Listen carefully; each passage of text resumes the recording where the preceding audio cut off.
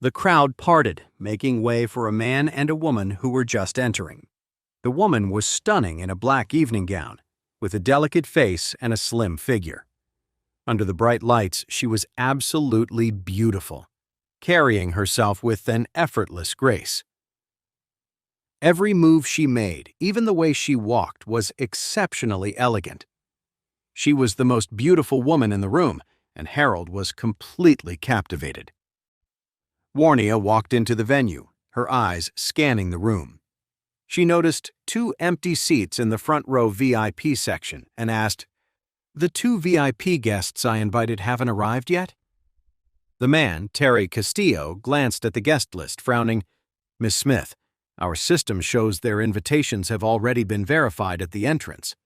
That means they're already inside the auction house. I'm not sure where they went." Then he immediately ordered someone nearby, "Go get the manager." Soon the manager hurried over and asked, "Mr. Castillo, what can I do for you?" Terry pointed to the 2 empty seats in the VIP section. "2 of our distinguished guests have already had their invitations verified, so why aren't they in their seats?" 2 distinguished guests. The manager's mind immediately flashed to the older man and the younger guy he had just kicked out. Could it be them? But if they had an invitation and were VIPs, why didn't he just let them check it? He must be furious. Terry saw the panic on the manager's face. He glanced at one of the security guards and said, "You talk." The security guard didn't dare to hide anything, and quickly explained what had happened. After listening, Waria frowned. She looked at Terry and said, "Mr. Castillo, I'm going to find Mr. Charlie. I'll leave you to deal with this. I expect a satisfactory resolution." Terry nodded and watched Waria leave. His expression darkened as he stared at the manager. "Do you have a death wish? You dared to offend guests personally invited by Miss Smith?" The manager's legs gave out, and he dropped to his knees. He pointed a shaking finger at Harold, who was standing nearby, and cried out, "Mr. Castillo, it wasn't my fault!" "It was this jerk who tricked me!" Terry kicked the manager hard in the face, knocking him flat on the ground. He cursed. "That'll teach you to look down on people. Now get out of here. I don't ever want to see your face again. And another thing. According to your employment contract, you're paying for every bit of damage you caused today. If you're short a single penny, I'll kill you."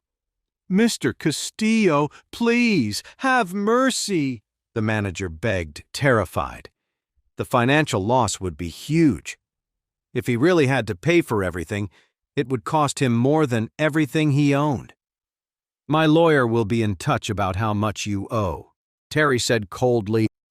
The manager turned, still on his knees, and kept bowing and scraping, begging for forgiveness. Terry kicked him away in disgust. He gave a subtle nod to the security guards on either side of him and whispered, "Take him out back and break his legs. Teach him to use his eyes." He'd been in this business for many years, and he wasn't exactly a saint. He couldn't do anything too drastic in front of a crowd, but in private, he showed no mercy. "Sir, I messed up. Please let me go," the manager cried, begging for his life. 2 security guards rushed forward, grabbed him by the arms, and dragged him away. Terry then turned his attention to Harold. He said to the men around him, "Go, bring that guy to me." Harold was still feeling pretty smug. He was actually thrilled that the owner of the collector's vault had noticed him. Everyone knew that the owner of this place was a powerful man. If Harold could just get on his good side, there would definitely be perks in it for him down the road. When he got to Terry, Harold started laying on the flattery. "Oh, hello, Mr. Castillo. I've been an admirer of yours for a long time. It's an honor to finally meet you. You're a true legend, and your reputation is well-deserved." Mr. Castillo gritted his teeth, then kicked Harold, sending him flying. He cursed. "Damn it, Harold, right? You have the nerve to offend a guest of Miss Smith? I think you've got a death wish." Harold was hoping this was his chance to get in good with Terry Castillo, but he never dreamed Terry would suddenly kick him. He tumbled across the floor a few times before stopping. He sat there, completely stunned, and stammered, "Mr. Castillo, what's going on? Is there some kind of misunderstanding?" Everyone else in the room was just as confused. "Isn't that one of the Wilsons? What did he do to tick off Mr. Castillo?" The Wilson family isn't that powerful. Now that he's pissed off the owner of the collector's vault, they're finished in Aris Hill. A buzz of conversation filled the room. A lot of people were just enjoying the show, watching Terry Castillo lay into Harold. Terry glared at Harold and snorted. "Misunderstanding? Are you kidding me?" Then he walked up and kicked him again. Harold cried out in pain. Terry still wasn't satisfied. He planted his foot right on Harold's chest and growled, "You idiot! Do you have any idea who you just messed with?" Harold looked completely bewildered. "I didn't mess with anyone, Mr. Castillo. This is a huge misunderstanding." Terry slapped him hard across the face, twice. He yelled, "Ugh! You moron! The two people you offended are Miss Smith's personal guests. I could kill you and it still wouldn't be enough." Then he ordered his men, "Get this piece of trash out of my sight and teach him a lesson.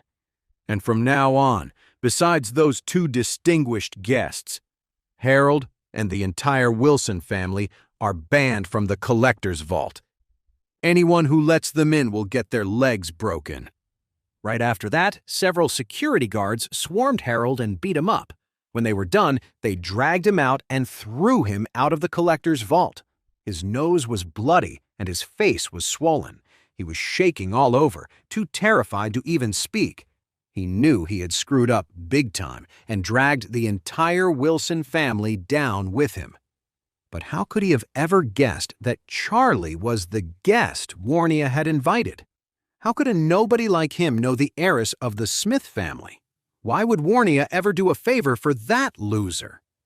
After Charlie and Jacob left, they started driving home. Jacob sighed from the passenger seat. "Charlie, look, I hate to say it, but if you really couldn't get an invitation, why did you have to steal one?" "Dad, there was nothing wrong with the invitation," Charlie explained, a little exasperated.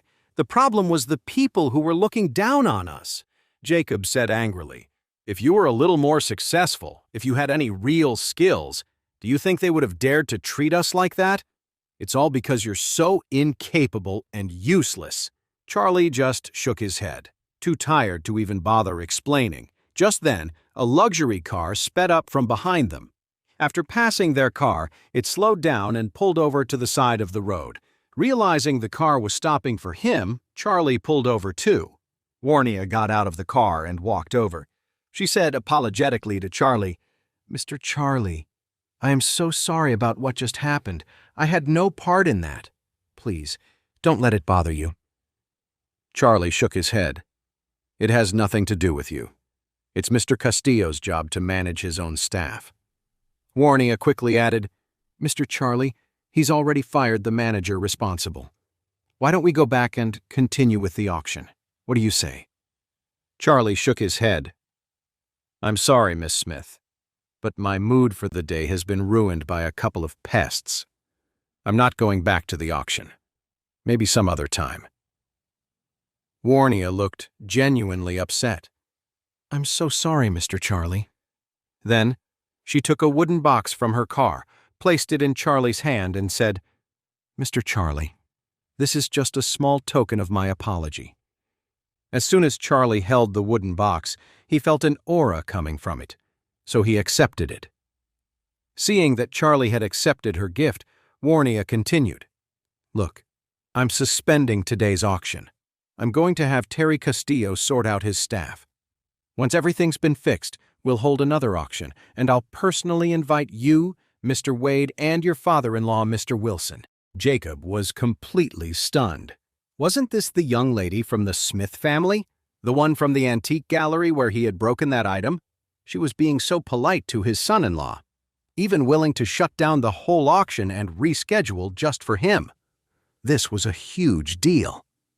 Was it because Charlie had fixed that bottle for her? Maybe so. He realized he'd have to start seeing his son-in-law in a new light. Charlie could see how sincere Waria was, so he gave a slight nod. "All right then. When it reopens, we'll be there." Jacob excitedly chimed in. "Yes, we'll definitely be there." "Okay, I'll let you two get going then. I'm truly sorry about what happened today."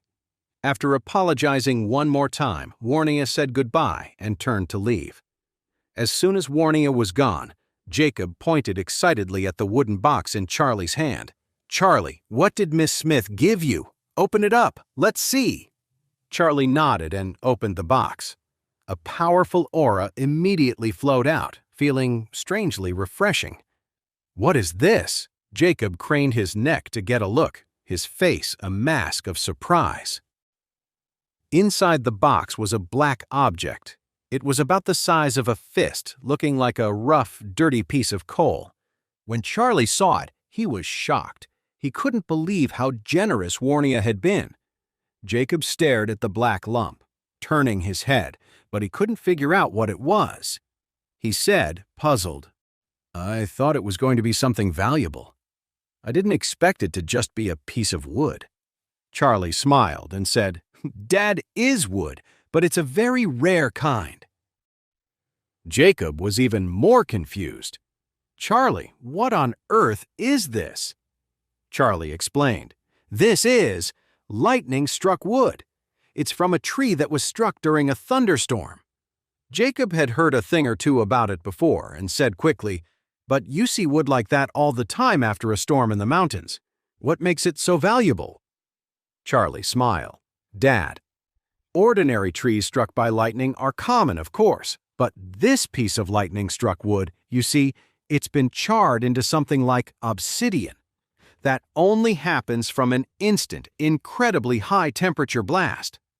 It means the energy from that lightning was extremely powerful, probably from a massive storm, the kind that only happens once every few hundred years.